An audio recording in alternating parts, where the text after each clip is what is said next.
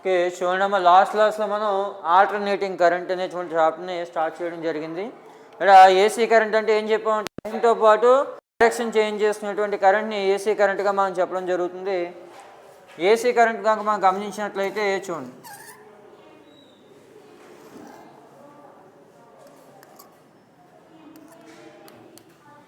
చూడండి టైంతో పాటు direction change చేస్తున్న కరెంట్ ఏసీ కరెంట్గా మనం చెప్పడం జరుగుతుంది. ఏసీ కరెంట్ యొక్క యావరేజ్ కరెంట్ ఎప్పుడు కూడా మనకు జీరో చూపిస్తుంది. అందుకని ఏసీ కరెంటు మ్యాక్సిమం కరెంట్ కట్టాల్సి వచ్చినప్పుడు ఆర్ఎంఎస్ కరెంట్ కట్టాలి. ఐఆర్ఎంఎస్ ఈజ్ ఈక్వల్ టు I0/√2గా, అలాగే వోల్టేజ్ అయినట్లయితే విఆర్ఎంఎస్ ఈజ్ ఈక్వల్ టు V0/√2గా తీసుకోవాలి. అర్థమైందా? అలాగే దీని యొక్క సర్క్యూట్ వచ్చి I equal to I0 sin ωtగా మనం తీసుకోవచ్చు. అర్థమైందమ్మా?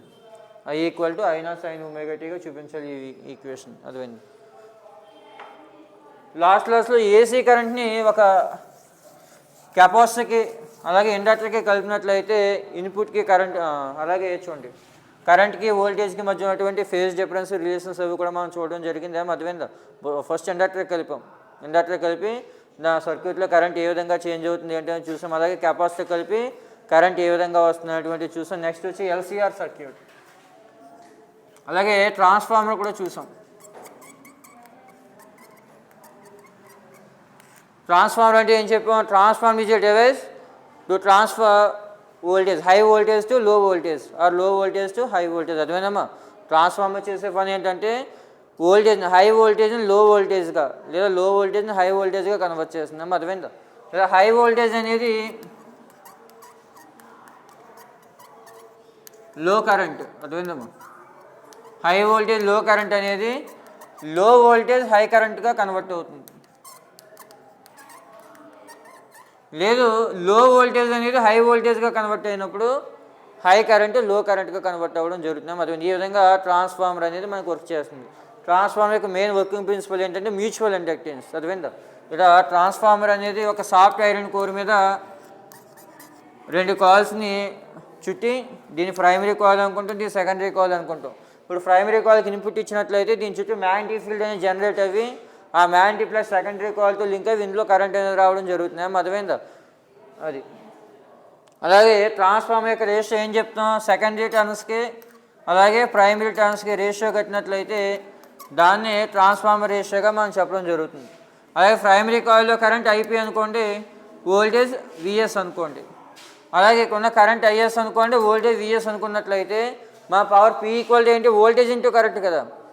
ఇన్పుట్ పవర్ ఎంత ఉందో అవుట్పుట్ పవర్ కూడా అంతే ఉన్నట్లయితే కనుక దాన్ని ఏమని చెప్తుంటే ఐడియల్ ట్రాన్స్ఫార్మర్గా మనం చెప్పడం జరుగుతుంది. అందుకని ఎలాంటి పవర్ లాస్ లేకుండా ఇన్పుట్ పవర్ ఎంత అయితే ఉందో అవుట్పుట్ పవర్ కూడా అంతే ఉంటే దాన్ని ఐడియల్ ట్రాన్స్ఫార్మర్గా మనం చెప్పవచ్చు. అర్థమైందా? ఓకే. దీని ఎఫిషియన్సీ వచ్చి output power by input power అంటే IS VS by IP VP. ఏమో అవుట్పుట్ పవర్కి ఇన్పుట్ పవర్కి రేషియో కట్టినట్లయితే దాన్ని ఎఫిషియన్సీగా మనం చెప్పడం జరుగుతుంది ట్రాన్స్ఫార్మర్ గురించి. నెక్స్ట్ ఎల్సీఆర్ సర్క్యూట్ చూద్దాం. నెక్స్ట్ వచ్చి ఎల్సీఆర్ రెజొనెన్స్ సర్క్యూట్.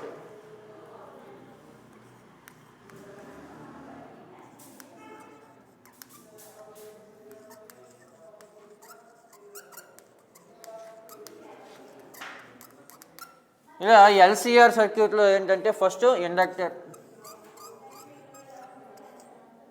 తర్వాత కెపాసిటర్, తర్వాత రెసిస్టర్. ఈ మూడింటిని ఒకదాని పక్కన ఒకటి సిరీస్ కాంబినేషన్లో కలపండి. అర్థమైంది? ఏది ముందు ఏది వెనక వేసినా కూడా అదేం పర్వాలేదు. దీన్ని ఏసీ కరెంట్ కనెక్ట్ చేయండి. దీని యొక్క ఈఎంఎఫ్ వచ్చి equal to E0 sin ωt. ఇప్పుడు రెసిస్టర్ ఇండక్టర్ యొక్క రెండు టెర్మినల్స్ మధ్య ఉన్నటువంటి పొటెన్షియల్ VL అనుకోండి, కెపాసిటర్ రెండు టెర్మినల్స్ మధ్య ఉన్నటువంటి పొటెన్షియల్ VC అనుకోండి, ఇది VR అనుకోండి. అర్థమైందమ్మా? ఇక్కడ ఇండక్టర్ యొక్క రెండు టెర్మినల్స్ మధ్య ఉన్నటువంటి పొటెన్షియల్ VL, కెపాసిటర్ రెండు టెర్మినల్స్ మధ్య ఉన్నటువంటి పొటెన్షియల్ VC, రెసిస్టర్ రెండు టెర్మినల్స్ మధ్య ఉన్నటువంటి పొటెన్షియల్ VR అనుకున్నట్లయితే ఇక్కడ ఏం రాసుకోవచ్చమ్మా, E0 sin ωt minus L into di/dt minus Q/C is equal to RIగా రాసుకోవచ్చు. అది ఈ సర్క్యూట్లో రెసిస్టర్ లేకపోతే ఇది జీరో అవుతుంది, రెసిస్టర్ ఉంది కాబట్టి దాన్ని RIకి ఈక్వల్ చేసుకున్నాం. ఇప్పుడు చూడండి తర్వాత E0 sin ωt equal to RI plus L into DI by DT plus Q by సిగా తీసుకోవచ్చు. ఏం అర్థమైందా? లేదు L into DI by DT plus Q by C plus RI is equal to E naught sine omega T. దీని equation 1 అనుకోండి. ఏం అర్థమైందా? ఇక్కడ ఇండక్టర్ కెపాసిటర్ రెండు ఈఎంఎఫ్ని తగ్గిస్తున్నాయి, అంటే ఆపోజిట్గా జనరేట్ అవుతుంది కాబట్టి ఇందులో ఆ రెంట్లకి మైనస్ పెట్టాం. అర్థమైందమ్మా? అందువల్ల రిజల్టెంట్ ఈఎంఎఫ్ ఎంత అవుతుంది? E naught sine omega tea minus L into DI by DT minus Q by C equal to RI. ఈ రెండు టైమ్స్ అటువైపు పంపించేస్తాం. అది L into DI by DT plus Q by C plus RI equal to E naught sine omega t. ఇప్పుడు దీని యొక్క solution ఏమనుకుంటారు అన్నట్లయితే I is equal to I naught sine omega tea minus pi. ఇది ఎప్పుడు omega L is greater than 1 / omega C అన్నప్పుడు. ఏం అర్థమైందా? Omega L greater than 1 / omega C అయినప్పుడు ఏ సొల్యూషన్ వాడదామా? I equal to I naught sine omega tea minus pi. ఇందులో I నాట్ని ఏమంటాం? మ్యాక్సిమం కరెంట్ అంటాం. అదేనమ్మా? Or peak current. Maximum current or peak కరెంట్గా మనం చెప్పొచ్చు. I equal to I naught sine omega tea minus pi. అలాగే ఇంకొక సొల్యూషన్ ఏంటంటే I equal to I naught sine omega T plus పైగా కూడా తీసుకోవచ్చు. అది ఎప్పుడంటే omega L is less than 1 / omega C. ఇక్కడ ఒమేగా ఎల్ని ఇండక్టివ్ రియాక్టెన్స్గా మనం చెప్పాలి. ఒమేగా ఎల్ని ఏమంటామా? Inductive reactance. అలాగే 1 / ఒమేగా సిని ఏమన్నాం? కెపాసిటివ్ రియాక్టెన్స్గా మనం చెప్పవచ్చు. ఇందులో ఒమేగా ఎల్ని ఎక్స్ఎల్తో చూపిస్తాం. అలాగే 1 / ఒమేగా సిని ఎక్సీతో చూపిస్తాం. అర్థమైందా? దీని కెపాసిటివ్ రియాక్టెన్స్ అంటూ దీన్ని ఇండక్టివ్ రియాక్టెన్స్గా మనం చెప్పడం జరుగుతుంది. ఓకే, నెక్స్ట్ వచ్చి చూడండి, రెసిస్టర్ తీసుకున్నట్లయితే అందులో పొటెన్షియల్ కరెంట్ రెండు ఒకే ఫేజ్లో ఉంటాయి. అర్థమైందమ్మా? పొటెన్షియల్కి కరెంట్కి మధ్య ఫేజ్ డిఫరెన్స్ ఉండదు. అదే ఇండక్టర్ తీసుకున్నట్లయితే అందులో కరెంట్ అనేది వెనకబడి ఉంటుంది. అదేనమ్మా? ఫేజ్ 90 degrees ల్యాగింగ్ అంటాం. అదేనమ్మా? అందులో ఈఎంఎఫ్ అనేది బిహైండ్ అవుతుంది, కరెంట్ అనేది ల్యాగింగ్ అవుతుంది, అంతా 90 degrees. అదే కెపాసిటీ తీసుకున్నట్లయితే కరెంట్ అనేది ముందు ఉంటుంది, ఈఎంఎఫ్ అనేది బ్యాక్ ఉంటుంది అన్నమాట. అదేందమ్మా? అంతా 90 degrees ఫేజ్ డిఫరెన్స్తో. ఇప్పుడు దీన్ని వెక్టర్ డయాగ్రామ్ ద్వారా చూపిద్దాం, లేదా ఫేజ్ డయాగ్రామ్ అంటాం. వెక్టర్ డయాగ్రామ్ లేదా ఫేజ్ డయాగ్రామ్లో చూడండి, ఎక్స్ యాక్సిస్ మీద రెసిస్టర్ యొక్క పొటెన్షియల్ తీసుకోండి విఆర్. అదేందమ్మా? ఈ పైన వై యాక్సిస్ మీద ఏమో ఇండక్టర్, ఎందుకంటే ఇది 90 degrees ముందు ఉంది కదా. అదేందమ్మా? ఏది వోల్టేజ్. అదేందమ్మా? కరెంట్ అయితే వెనకబడి ఉంది, వోల్టేజ్ 90 degrees ముందు ఉంది కాబట్టి ఇక్కడ విఎల్ వస్తుంది, ఇక్కడ వీసీ వస్తుంది. అదేందమ్మా? ఇది వోల్టేజ్ 90 degrees బ్యాక్ ఉంది కదా, అందువల్ల ఈ కింద వీసీ వస్తుంది, పైన విఎల్ వస్తుంది. అంటే ఇప్పుడు రిజల్టెంట్ ఏమవుతుంది? దీనికి ఇది ఆపోజిట్ కదా, అందువల్ల విఎల్ మైనస్ వీసీ అవుతుంది. దీని ఎఫెక్ట్ ఎంత అవుతుందమ్మా? విఎల్ మైనస్ వీసీయే కదా, ఇది విఆర్ అవుతుంది. ఆ రిజల్టెంట్ వి అనుకున్నట్లయితే వి ఈజ్ ఈక్వల్ టు ఏం రాయచ్చమ్మా? √VR² plus VL minus VC whole స్క్వేర్గా తీసుకొచ్చాము. అర్థమైందా? ఇప్పుడు కొంచెం లైన్ డ్రా చేసినట్లయితే ఇది ఏమవుతుంది? విఎల్ మైనస్ వీసీ, ఇది విఆర్ కాబట్టి ఇది కూడా విఆర్ అవుతుంది, ఈ యాంగిల్ పై అవుతుంది. అర్థమైందమ్మా? ఇలా చూడండి, ఎక్స్ యాక్సిస్ మీద ఏమో వోల్టేజ్ తీసుకోండి, వై యాక్సిస్ మీద అదే రెసిస్టెన్స్లో వోల్టేజ్ తీసుకోండి. వై యాక్సిస్లో పాజిటివ్ వై యాక్సిస్ మీద inductive voltage, negative Y axis మీద కెపాసిటివ్ వోల్టేజ్, రెండు టెర్మినల్స్ మధ్య వోల్టేజ్ తీసుకున్నట్లయితే ఎఫెక్టివ్ ఏమవుతుంది? విఎల్ మైనస్ వీసీ అవుతుంది. ఇది విఆర్ అవుతుంది. పైథాగరస్ థియరం ప్రకారం total voltage V is equal to ఏం రాసుకోవచ్చమ్మా? √VR² plus VL minus VC whole స్క్వేర్గా మనం తీసుకొచ్చాము. అర్థమైందా? ఇప్పుడు చూడండి, అంటే డయాగ్రామ్ నుంచి వి ఈక్వల్ టు ఏమొస్తుంది? VR² plus VL minus VC whole square. కానీ ఓమ్స్ లా ప్రకారం విఆర్ ఈజ్ ఈక్వల్ టు ఏం రాయచ్చమ్మా? ఐఆర్ రాయచ్చు. ఈ సర్క్యూట్లో వెళ్ళే కరెంట్ ఐ అనుకున్నట్లయితే విఆర్ ఈజ్ ఈక్వల్ టు ఏం రాయచ్చమ్మా? ఐఆర్ రాసుకోవచ్చు. అలాగే VL is equal to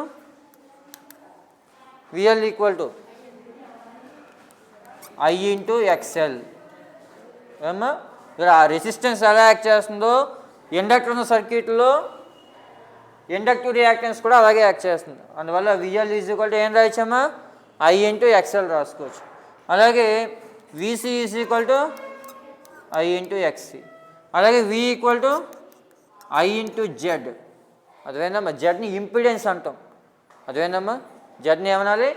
impedance. అంటే ఆ సర్క్యూట్లో కరెంటు వెళ్ళడానికి ఒక అవరోధం వస్తుంది కదా, సర్క్యూట్లో కరెంట్ పెరుగుతున్నట్లయితే దాన్ని ఏం చేస్తుంది, ఇండక్టర్ తగ్గిస్తుంది.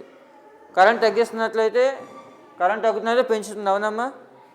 అంటే ఆ సర్క్యూట్లో వెళ్ళేటువంటి ఈఎంఎఫ్కి ఇది ఆపోజిట్గా పనిచేస్తుంది కాబట్టి దాని ఇంపిడెన్స్ అంటాం. అదేనా అవరోధం అంటాం. ఇంపిడెన్స్ని జెడ్తో చూపిస్తారు. ఒక రెసిస్టెన్స్ సర్క్యూట్లో రెసిస్టెన్స్ ఎలా యాక్ట్ చేస్తుందో ఇండక్టర్ సర్క్యూట్లో ఇంపిడెన్స్ అలాగే యాక్ట్ చేస్తుంది. అర్థమైందా?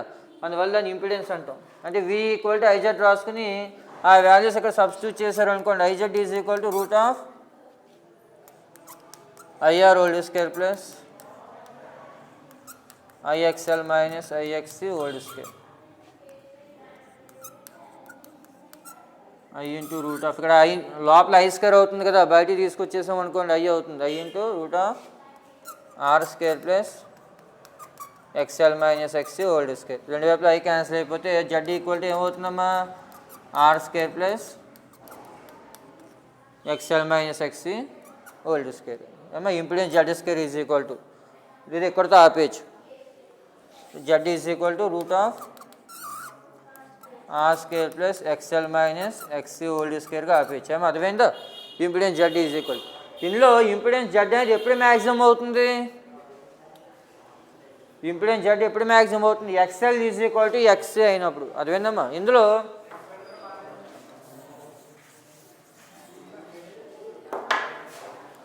XL = XC అయింది అనుకోండి అమ్మా, అంటే ఇండక్టివ్ రియాక్టెన్స్ = కెపాసిటివ్ రియాక్టెన్స్ అయింది అనుకోండి, ఈ టర్మ్ 0 అయిపోతుంది. Z = √R², అంటే Z = ఏమవుతుంది, R అవుతుంది. అప్పుడు ఇంపిడెన్స్ అనేది మ్యాక్సిమం అవుతుంది అనమాట. దాన్ని రెజొనెన్స్ అంటారు. అర్థమైందమ్మా? సార్ ఇంపిడెన్స్ మినిమం అవుతుంది. Z = R అవుతుంది, ఇంపిడెన్స్ మినిమం అవుతుంది. ఇంపిడెన్స్ మినిమం అయితే ఆ సర్క్యూట్లో వెళ్ళేటువంటి కరెంట్ ఏమవుతుంది, మ్యాక్సిమం అవుతుంది. అర్థమైందమ్మా? దాన్ని రెజొనెన్స్ కండిషన్గా మనం చెప్పవచ్చు. అర్థమైందా? అలాగే ఇక్కడ చూడండి, XL అంటే ఏం రాసుకోవచ్చు, ω రాసుకోవచ్చు. XC అంటే ఏం రాయచ్చమ్మా, 1/ωc² రాసుకోవచ్చు. అర్థమైందమ్మా? ఇక్కడ XL = XC అయిందంటే దాని అర్థం ω = 1/ωc అన్నట్టు. అర్థమైందమ్మా? అది ఇంక తర్వాత చూడండి, మరి ఫేజ్ φ కూడా ఫైండ్ అవుట్ చేయాలి కదా, దానికోసం tan φ కడదాం.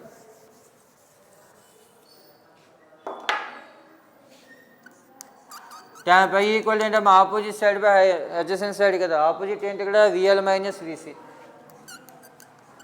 By VR. ఇక్కడ VL అంటే ఏం రాయచ్చమ్మా, I × XL, VC అంటే I × XC by IR. I common చేస్తే XL minus XC by IR. I cancel అయిపోతే ఏమవుతుంది, XL minus XC by R. ఇక్కడ XL అంటే ఏం రాయచ్చు, ω/L, XC అంటే 1/ωc బై R. అంటే ఫేజ్ φ = ఏం రాయచ్చమ్మా, tan 1 ω/L minus 1/ωc by Rగా రాసుకోవచ్చు. అది ఫేజ్ φ అవుతుంది. అది కరెంట్కి వోల్టేజ్కి మధ్య ఉన్నటువంటి ఫేజ్ φ = ఏం రాయచ్చమ్మా, tan 1 ω/L minus 1/ωc by R అవుతుంది. అర్థమైంది? తర్వాత ఇక్కడ డయాగ్రామ్ చూడండి, గ్రాఫ్ X యాక్సిస్ మీద ఏమో కరెంట్ని,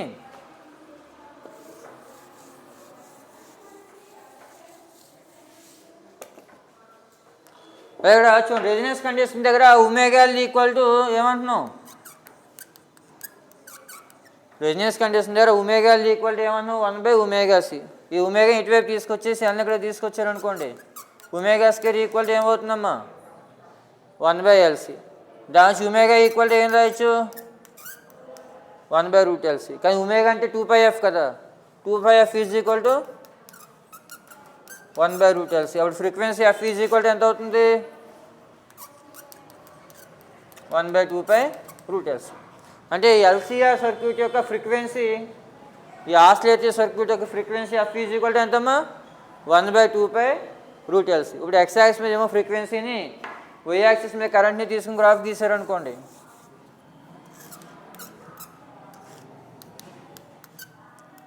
ఆ గ్రాఫ్ ఈ విధంగా వస్తుంది. అదేనమ్మా? అంటే రెజొనెన్స్ కండిషన్ దగ్గర, అంటే ఒక పర్టికులర్ ఫ్రీక్వెన్సీ దగ్గర ఆ సర్క్యూట్లో వెళ్ళేటువంటి కరెంట్ అనేది మ్యాక్సిమం అవుతుంది, అది ఇంపిడెన్స్ అనేది మినిమం అవుతుంది. అదేనమ్మా? ఇంపిడెన్స్ ఎప్పుడు మినిమం అవుతుంది, ω = 1/ωc అయినప్పుడు. దాన్ని రెజొనెన్స్ కండిషన్గా మనం చెప్పడం జరుగుతుంది. అర్థమైందా? ఈ విధంగా LCR సర్క్యూట్కి సంబంధించి మనం ఫస్ట్ కరెంట్కి సంబంధించి సొల్యూషన్ తీసుకున్నాం. ఆ తర్వాత ఏం చేసాం, ఫేజ్ φ ఈక్వేషన్ ఫైండ్ అవుట్ చేసాం, ఇది వెక్టర్ డయాగ్రామ్ ద్వారా.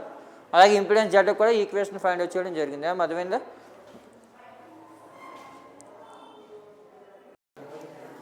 ఓకే, చూడండి అమ్మా. నెక్స్ట్ క్వశ్చన్ ఏంటంటే చూడండి, a transformer converts 200 volts into 2000 volts AC. అర్థమైందమ్మా? ఓ transformer primary voltage ఎంతట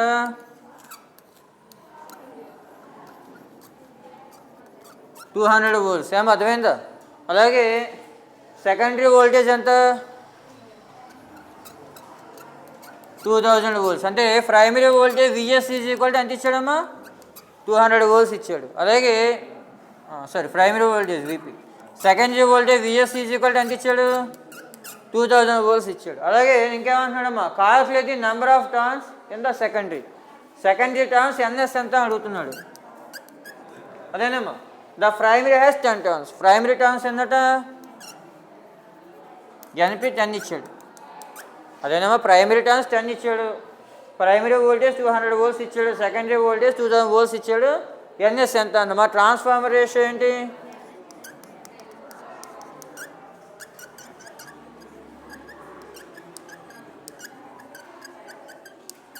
transformer ratio NS by NP is equal to VS by VP. అంటే ఎన్ఎస్ ఈజ్ ఈక్వల్ టు ఏం రాయచ్చమ్మా? VS by VP into NP. ఇక్కడ VS ఎంత 2000 by VP ఎంత 200 into 10 to 10 100 turns అవుతుంది ఏమో. అంటే సెకండరీ టర్న్స్ ఎన్ని అవుతాయమ్మా? 100 టర్న్స్. అర్థమైందా? ప్రైమరీలో 10 టర్న్స్ ఉంటే సెకండరీలో 100 టర్న్స్ అవుతాయి. అర్థమైందమ్మా? ఇది సమ్ ఇంపార్టెంట్ ప్రాబ్లం ఏమో. అలాగే మీకు ఇక్కడ 2 మార్క్స్ గమనించినట్లయితే చూడండి, మనకు ఆల్టర్నేటింగ్ కరెంట్లో 2 మార్క్స్ చూడండి. సెకండ్ క్వశ్చన్ ఏమంటున్నాడమ్మా? What type of transformer used in a 6 volts bed lamp. అర్థమైందమ్మా? 6 volts బెడ్ ల్యాంప్లో ఏ ట్రాన్స్ఫార్మర్ యూజ్ చేస్తారు అంటున్నాడు. Step down transformer. అర్థమైందా? అంటే 6 volts బెడ్ ల్యాంప్ అంటే దానికి తక్కువ వోల్టేజ్ కావాలి. తక్కువ వోల్టేజ్ కావాలంటే ఏం చేయాలి? హై వోల్టేజ్ని లో వోల్టేజ్గా కన్వర్ట్ చేయాలంటే మా ఏ ట్రాన్స్ఫార్మర్ వాడాలమ్మా? స్టెప్ డౌన్ వాడాలి. అలాగే తర్వాత చూడండి, what is the phenomena involved in the working of transformer. ట్రాన్స్ఫార్మర్లో ఉన్నటువంటి ఫినామినా ఏంటి అడుగుతున్నాడు. ఏంటి? Mutual inductance. ఏమో.